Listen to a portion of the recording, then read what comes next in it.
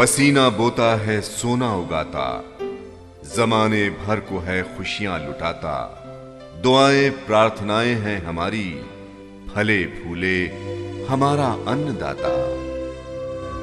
साथियों नमस्कार, स्वागत है आप सभी का 91.2 FM पर सामुदायिक रेडियो वक्त की आवाज में कार्यक्रम हमारा अन्नदाता में। जैसा कि आप सब जानते हैं कि भारत की पहचान आज भी खेत खलियान और मेहनती किसान से है। देश की लगभग 3/4 आबादी गाँव में बसती है और जीवन यापन के लिए किसी न किसी रूप में खेती पर निर्भर है। यही नहीं, कस्बों और शहरों में रहने वाले लोग भी 2 वक्त की रोटी के लिए खेती पर ही आश्रित है। अगर कुल मिलाकर हम देखें तो खेती मनुष्य के जीवन का आधार है। साथियों, पुराने जमाने में खेती किसानी स्थानीय भौगोलिक परिस्थिति, मौसम, मिट्टी, पानी की उपलब्धता आदि के अनुसार होती थी। किसान पीढ़ी दर पीढ़ी अर्जित ज्ञान और कौशल से अपनी पारिवारिक जरूरतों के हिसाब से फसलें उगाते थे। लेकिन आज के जमाने में खेती तो किसान के लिए घाटे का सौदा है। हाँ, बात ये भी सही है कि आज खेती में जितनी लागत लगानी पड़ती है, किसान को उतना उत्पादन या लाभ नहीं मिल पाता। नतीजा यह निकलता है कि किसान कर्ज में डूबकर किसानी छोड़कर रोजगार के दूसरे अवसर तलाशने लगे हैं। साथियों, आप सबको पता है कि कार्यक्रम हमारा अन्नदाता में हमारे स्टूडियो में मौजूद होते हैं एक कृषि विशेषज्ञ, और उनसे हम आपको रूबरू कराते हैं खेती के खास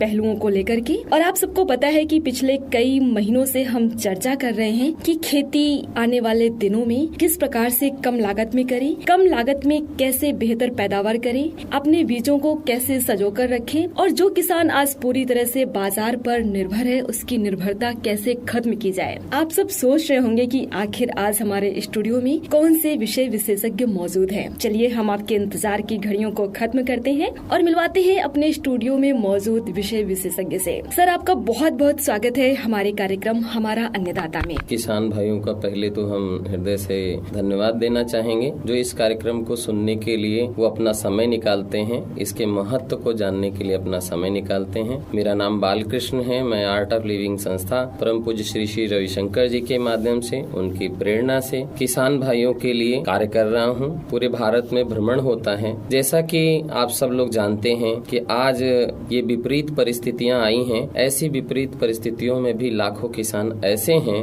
जो अच्छा फसल ले रहे हैं, स्वादिष्ट फसल ले रहे हैं, अच्छा स्वास्थ्य है और समृद्धि को वापस लौटाने वाली कृषि, जिसे हम सब लोग कह सकते हैं कि प्राकृतिक खेती है। इस प्राकृतिक खेती का अगर मुख्य आधार देखा जाए तो हमें पुराने समय में जाना पड़ेगा। 5000 साल की पहले की अगर हम बात करते हैं तो आप अगर उस समय का देखें तो 2 भाई, एक भाई बलराम, दूसरा भाई कृष्ण के रूप में जाना जाता है। कृष्ण ने हमेशा गौ सेवा के बारे में, उसके वजह से उनका नाम भी गोपाल पड़ा। हम सब लोगों को ये आश्चर्य होगा कि एक प्रक्रिया के रूप में रहा है। दूसरा भाई हल चलाते थे, हल खेतों में काम करने वाले के पास मिलता है। आज अगर कलम चलाने वाला व्यक्ति है तो उसके जरूर कलम पास में मिलेगी। उसी तरह से हल चलाने वाले, ये क्या राज रहा, कैसे ये विकृत हो गया, बीच में यह ज्ञान कहाँ विलुप्त हो गया। आप सब जानते हैं हमारा देश काफी सालों तक गुलाम रहने के कारण ऐसा वातावरण निर्माण किया गया, ऐसी बातें बताई गई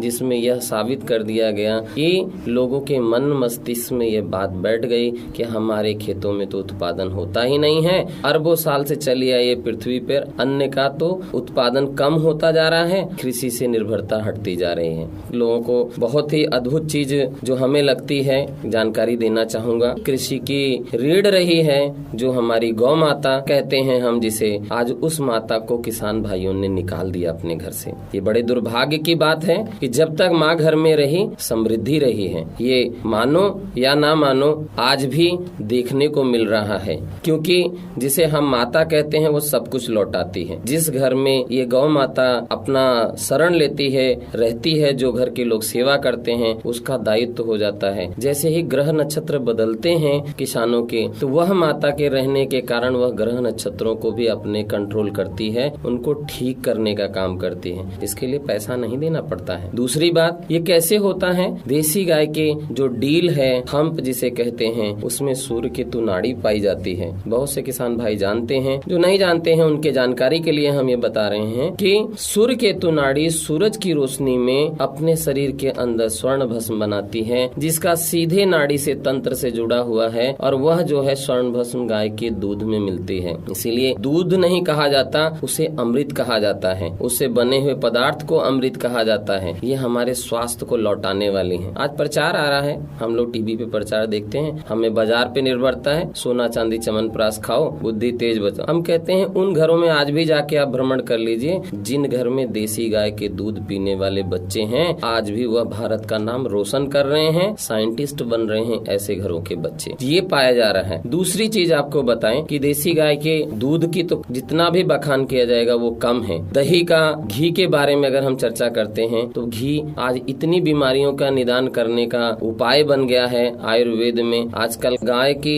थेरेपी हो रही है, गाय के दूध और गौमूत्र से जो है। देसी गाय का जो घी है, अस्थमा पेशेंट है, 2 बूंद सिर्फ नाक में डालिए, आप चमत्कार देखेंगे। आज शाम को डाल रहे हैं, तीसरे दिन सुबह उनकी छींक बंद हो जाएगी, उनकी सांस की प्रॉब्लम दूर हो जाएगी। किसी को भी पैरालिसिस अटैक हुआ है, वह व्यक्ति के नाक में 2 बूंद देसी घी डालने से आप देखेंगे कि आपको लाखों रुपए जहाँ जाके दवा के लिए खर्चा करना पड़ता है, वो सारा पैसा आपका बच सकता है। बशर्ते आज आपको अपने घर पे बनाना पड़ेगा, क्योंकि मार्केट में मिलने वाला सामान जिसकी कमी होती है वह सही नहीं मिलता है, उसमें मिलावट हो रही है। तो ऐसे बहुत सारी दवाइयों का इलाज हो रहा है। आज अगर हमारी याददाश्त कमजोर हो रही है, हमारे बाल अगर झड़ रहे हैं, तो हम जाते हैं शैम्पू ले आते हैं कि ये शैम्पू लगाओ। ऐसे भी शैम्पू आ रहे हैं कि सब कुछ क्लियर कर जाओ। देसी गाय का घी 2 बूंद नाक में डाल के आप देखिए, आपकी मेमोरी पावर भी बढ़ेगी, बाल भी काले होंगे, जो झड़ गए हैं वो वापस भी आएंगे। ये प्रैक्टिकल हो रहा है, इसका लाभ ले रहे हैं। ये तो दूध की बात, दही की बात, घी की बात हो रही है। देसी गाय में बोला जाता है 33 करोड़ देवी देवता हैं। इतने प्रकार के जीवाणु जो पाए जाते हैं, जो खेती के लिए अत्यधिक उपयोगी हैं। कृष्ण ने गोवर्धन पर्वत उठाया था, उस समय सारे ग्वाल बालों ने अपने हाथ लगाए थे। क्या था ये गोवर्धन पर्वत? हम सब लोग जो इतिहास देखते हैं, जो डाटा मिलते हैं, नंद बाबा के उस समय गौशाला में 1.5 लाख गायें थी।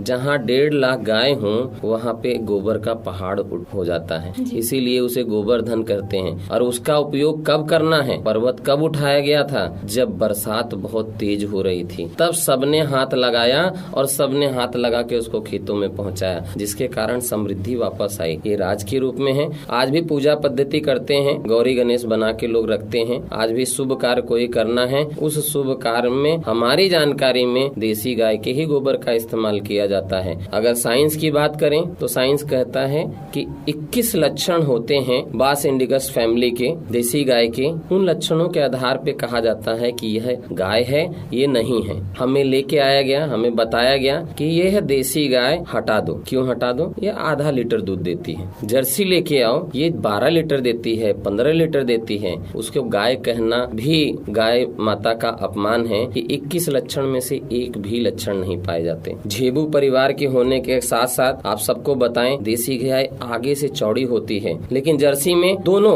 आप देखेंगे उसका जो डील है, हम्प है, वो नहीं होता है। देसी गाय का जो गलफड़ है, आज भी हाई बीपी वाले व्यक्ति को अगर गलफड़ के सहलाने का काम करते हैं तो उनका बीपी कंट्रोल करता है, स्वस्थ बनाने का काम करता है। देसी गाय की सींग अलग अलग होती है, छोटी होती है, हर क्षेत्र के लिए अलग। पहाड़ी क्षेत्र में जाएंगे, वहाँ की देसी गायों के पैर छोटे होते हैं, हाइट छोटी होती है, जिससे पहाड़ों पे चढ़ने के लिए उनका वजन कम रहे। राजस्थान में आप जाएंगे, वहाँ की देसी गाय अलग होती है, वहाँ पे बालू में चलना होता है, इसलिए गद्दी नुमा होती है। हमारे क्षेत्र की, यूपी की अगर बात करें, गंगा के किनारे बहुत सारी देसी गाय पाई जाती हैं। हमने जो अनुभव किया है, देखा है, जानकारी किया है, डाटा इकट्ठा किया है, आज भी सबसे ज्यादा दूध देने वाली देसी गाय है हमारे यहाँ। साहिवाल 20 से 25 लीटर दूध दे रही है, काकरे 18 लीटर दे रही है। हमारे पास इतनी सारी गाय हैं जो अलग अलग तरह से अपने देश के, हमने जब इस सब चीजों को छोड़ा है तो आपको बताएं कि दूसरे देश के लोगों ने हमारे यहाँ की देसी गाय को ले जाके, अमेरिका ने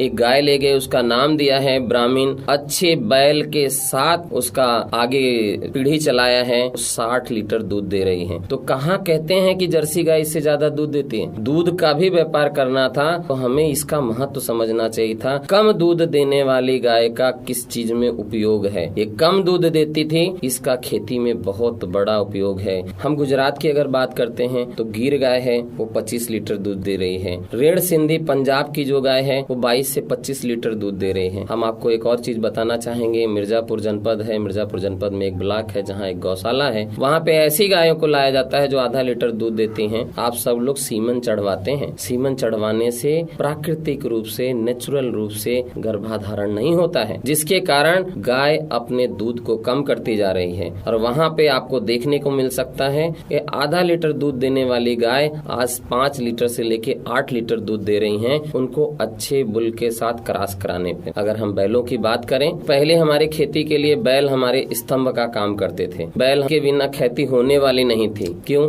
भगवान शंकर की पूजा करने से पहले भी नंदी को प्रणाम किया जाता है कि भाई भगवान तभी आपको मिलेंगे जब उनसे जुड़ी हुई चीजों को आप अपनाएंगे। वह नंदी खेतों के लिए किस तरह से मजबूती की तरह से, रीढ़ की हड्डी की तरह से बना रहता था, ये एक हमारे लिए बहुत अच्छा है। दूसरी चीज, हम देसी गाय के लक्षणों पे जो बात कर रहे थे, देसी गाय के आंत में ऐसे जंतु पाए जाते हैं जो विष नाशक होते हैं, ऐसे जीवाणु पाए जाते हैं उनके शरीर के अंदर जो किसी भी तरह के हानिकारक बीजों को अगर खा लेते हैं तो उन हानिकारक बीजों को भी खा के पचा देने का काम करते हैं, जिसके कारण देसी गाय का इस्तेमाल करते हैं। आपका एक अनुभव होगा, आजकल कानपुर में भी मामा बोला जाता है, मामा आते कहाँ से हैं? हम बुआई नहीं करते तो आते कहाँ से? बीज किसान डालता है क्या खरपतवार के? नहीं, लेकिन यह बीज चरने के कारण भैंसों के माध्यम से उनके आंत में जीवाणु नहीं है, जिसके कारण खेतों में पहुंचते हैं। तो देसी गाय का महत्व इस वजह से भी है। आपने देखा होगा, देसी गाय का बछड़ा अगर मर जाता है तो देसी गाय 2 दिन तक कुछ खाती पीती नहीं है, एक माँ के बच्चे की तरह सुख मनाती है। देसी गाय के आंखों में देखेंगे तो इतनी ममता, इतनी प्रेम होता है, बच्चा माँ के रूप में बुलाता है। आवाज आप देख लीजिए उसकी, तो माँ की तरह होती है। तो ये बहुत सारे देसी गाय के अपने लक्षण हैं। दूसरी, तेज बरसात होती है, पानी पड़ता है तो देसी गाय के शरीर से एक तेल निकलने लगता है, जिसके कारण उसकी तेज बूंदों से भी बचाव होता है। लेकिन जर्सी के लिए हम सारी व्यवस्थाएं करते हैं, यानी मालपुआ कह सकते हैं, तो हम खिलाने की व्यवस्था करते हैं। मिलता क्या है हमारे पास, वो आता क्या है? ये एक बहुत बड़ा विषय है। इस विषय पे आप जितना भी चर्चा करेंगे तो वो कम लगता है, क्योंकि माँ का महात्म करना किसी के बस की बात नहीं है। खुरों की बात जो है वो अलग अलग होता है। खेती में जब हम इनको प्रयोग करते हैं तो आप देखिए ट्रैक्टर और इसमें दोनों में फर्क आ जाता है। ट्रैक्टर का वजन ज्यादा होता है, इनका वजन पैरों में बढ़ता है, क्योंकि यह हमारे जीवांश को लेके आने की, जीवाणुओं को बढ़ाने वाली प्रक्रिया थी। जीवोजीवश की बात करते थे हम, एक दूसरे को साथ में लेके चलने का बात करते थे, ये आगे बढ़ाने की प्रक्रिया थी। उस प्रक्रिया में हमने इन्हीं को हटा दिया, जो हमारे रीढ़ की हड्डी थी उनको ही हमने हटा दिया, और ये हटाने के कारण आज हमारी यह स्थिति हो रही है। मैं छोटा सा एक उदाहरण देना चाहूंगा। यूरिया कितने साल पहले आया है? क्या उसके पहले खाने को नहीं होता था? आपके घर में सोने चांदी के सिक्के देख लीजिए कितने किसानों के पास हैं, पहले के लोगों के पास रहता था। क्यों? पहले के लोग इस तरह से कार्य करते थे कि हमें अपने घर की समृद्धि बढ़ाने के लिए जो जरूरत है घर में पैदा करो, गांव में पैदा करो, बाहर से भी सब लेके आओ। और एक प्रक्रिया शुरू किया गया कि अब स्थानीय को छोड़ के हम बाहर की तरफ जाना शुरू कर दिए। तो महात्म इसका बहुत है। एक देसी गाय के 1 ग्राम गोबर की अगर हम बात करते हैं, उसमें 300 करोड़ जीवाणु पाए जाते हैं। और इसका प्रयोग जब खेती में हम करते थे तो खेती में जीवांश हमारा इतना बढ़ते थे, ऐसे जीवाणु बनते थे जो जिंक, फास्फेट, सल्फेट, जो भी पोषक तत्व चाहिए हमारी धरती माता को, माता का संबोधन हम कर रहे हैं, मुझे बड़ा गर्व होता है। और भारत के हर एक किसान को इस बात का गर्व होना चाहिए। और पूजा करते थे हम खेतों की, तब उसकी शुरुआत करते थे। गौ माता की पूजा करते थे, उनका दिन निश्चित था, हम उसकी सेवा करते थे। जैसा कि अन्नदाता कार्यक्रम में हम बैठे हैं, बात कर रहे हैं, तो ये फिर से लौटाने वाली बात है, आपको वापस से समृद्धि दिलाने वाली बात है। तो एक बार हमें इस पे निर्भरता अपनी बनानी पड़ेगी। और आज भी अच्छे नस्लों का सुधार किया जा रहा है। देसी गाय का दूध अगर कम मात्रा में है तो आप जानते हैं कि उसका जर्सी से दुगना रेट आज के डेट में मिल रहा है। जर्सी का तुलना करेंगे तो आप देख लीजिए, खिलाने पिलाने में एक देसी गाय जितना खाती है उससे 3 गुना खेती के लिए गोबर और गौमूत्र वो देती है। एक देसी गाय के गोबर और गौमूत्र से 30 एकड़ खेती, यानी अगर हम यहाँ की बात करें, आपके कानपुर क्षेत्र की बात करें, तो यहाँ पे क्या है, 1.25 बीघा का समथिंग आता है एकड़ में। उतना बीघा खेती करने के लिए पर्याप्त है। आप कैलकुलेट करेंगे तो कितना पैसा जा रहा है। बलेथा गांव में अपना प्रशिक्षण कार्यक्रम हो रहा है, यहाँ किसानों ने बैठ के चिंतन किया और जोड़ा तो पता चला 350 एकड़ खेत की भूमि है। और इस 350 एकड़ खेत की भूमि उगाने के लिए बाजार से 50-100 लाख रुपए का हमारा जो है खाद और ये सारी चीजें आ रही हैं। ये हमारे जब पैसा जाएगा तो समृद्धि आएगी, जिस जिले में जाएगा, जिस मोहल्ले में जाएगा, वहाँ के लोगों की समृद्धि बढ़ेगी। तो हमें इस पे विचार करना पड़ेगा और हम सब साथ में हैं आपके। देसी गाय गोबर और गौमूत्र से इसके लिए बड़ा शोध किया गया है। खेती के लिए तो रामबाण है, हाँ वापस लाना पड़ेगा। आपके पास कोई चारा नहीं है। अगर आप कहीं अपने मन में अभी ये विचार आ रहा है कि नहीं हम तो कर लेंगे, एक आम का पेड़ लगाते थे तो 250 साल तक फल खाते थे, 250 साल तक आपकी पीढ़ी आपको याद करती थी। अगर आज आप सोचते हो कि मैं तो बाजार से लेके खा लूंगा, तो निश्चित तौर पे आप अपनी पीढ़ी के साथ कहीं न कहीं छल कर रहे हैं। और हो सकता है आने वाले समय में वही पीढ़ी आपको कोसेगी कि भाई आपको जिस समय निर्णय लेना था, जिस समय कुछ करना था, आपको एक कदम आगे बढ़ाना था। तो निश्चित तौर पे हम चाहेंगे कि आप यहाँ फोन कर सकते हैं, जो कार्यक्रम होते हैं उन कार्यक्रमों में बात कर सकते हैं, यहाँ से वो जानकारी दी जाएगी। देसी गाय का बछड़ा आप देखिए वो इतना फुर्तीला होता है कि जैसे ही पैदा होता है दौड़ धूप करना शुरू करता है। लेकिन भैंस की अगर हम बात करें, पड़ा रहता है, इसीलिए उसे पड़वा बोला जाता है। देसी गाय का दूध पीने के कारण आपको एक और आश्चर्य की बात बताएं, आज समय पे खेती करने की चीज है। लेकिन देसी गाय आपके दरवाजे पे अगर 4:10 पे पहुंचती है, आप उसे बुलाते हैं रोटी खिलाने के लिए, तो निश्चित उसी टाइम पर आपके दरवाजे पे आएगी। वह दूध पीने वाला व्यक्ति, उसकी सेवा करने वाला व्यक्ति समय का बहुत पंचुअल होता था। आज आप देख लीजिए, हम भैंस का दूध पीते हैं, वह उसी मनोवृत्ति भी बनती है। तो ये फर्क है। जंगल में जो भी विषवर्धक फल होते हैं, खाने के बावजूद भी गाय के आंत में वो सब पच जाते हैं। आप किसी भी डिब्बे में इंडोसल्फान है, उसमें भी गोबर डाल दें, आप देखिए वो शोधन काम कर देता है, विष को भी खत्म करने का काम करता है। और जब इनका हम प्रयोग करते हैं, इनका हम जीवांश बना के खेतों में डालने का काम करते हैं, तो उत्पादन भी बढ़ता है हमारा और हमें वो लाभ भी मिलता है। तो हम तो यही अनुरोध करना चाहेंगे किसान भाइयों से कि ये फिर से आप इस पे विचार करें और इस काम को आगे बढ़ाने में एक कदम आगे बढ़ाएं। एक दिन में एक देसी गाय 11 किलो गोबर देती है, जर्सी गाय 13 किलो गोबर देती है और भैंस जो है 15 किलो गोबर देती है। 1 एकड़ खेती के लिए मात्र 10 किलो गाय के गोबर की जरूरत। हमें ये बताया गया है खाद डालना।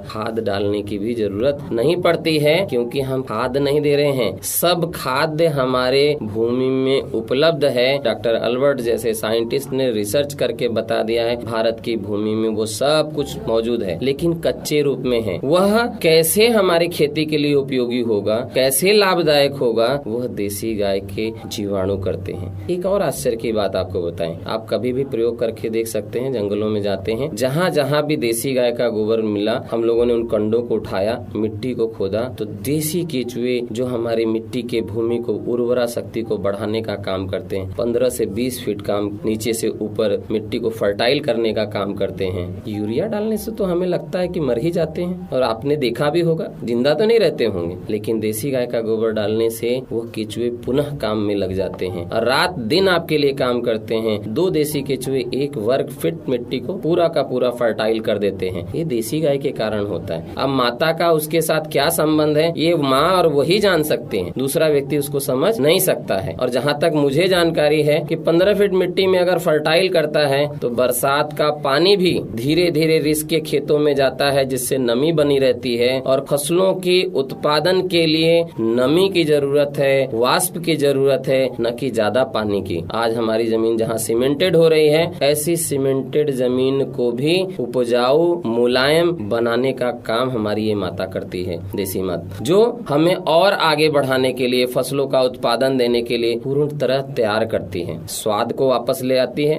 हमें कई ऐसे किसान भाइयों से मिले हैं जिनको खाने के बाद बीमारियां बढ़ रही थी, लेकिन इससे उत्पादित किया गया अनाज उनके स्वास्थ्य को अच्छा बना रहा। सर, मुझे आपसे बात करके बहुत अच्छा लगा और आज आपने वाकई में एक ऐसे विषय पे चर्चा की जिसको शायद हम भी नहीं जानते थे। हमारे समुदाय के बहुत सारे ऐसे किसान भाई होंगे जिनके घर में आज एक भी गाय नहीं होगी, और आपके बताने के बाद शायद हमारे श्रोताओं का ये भ्रम खत्म हो गया होगा कि देसी गाय हमारे किसान के लिए, हमारी खेती के लिए, हमारे घर के लिए, हमारे खुद के लिए कितनी ज्यादा जरूरी है। सर, हम आपको वक्त की आवाज की तरफ से और अपने सभी किसान भाइयों की तरफ से बहुत बहुत धन्यवाद देते हैं और ये आशा करते हैं कि आने वाले दिनों में जब भी हमें आपकी जरूरत लगेगी, कार्यक्रम हमारा अन्नदाता में आप हमें जरूर सहयोग करेंगे। धन्यवाद। साथियों, अभी आपने कार्यक्रम हमारे अन्नदाता में श्री बालकृष्ण जी के द्वारा एक महत्वपूर्ण विषय पे जानकारी प्राप्त की। आशा करते हैं कि आपके मन में बहुत सारे सवाल सवाल उठ रहे होंगे कि आखिर देसी गाय हमारे लिए कितनी जरूरी और क्यों है। अगर आपका कोई भी सवाल है तो आप फटाफट उठाइए पेन और कॉपी और नोट करिए हमारा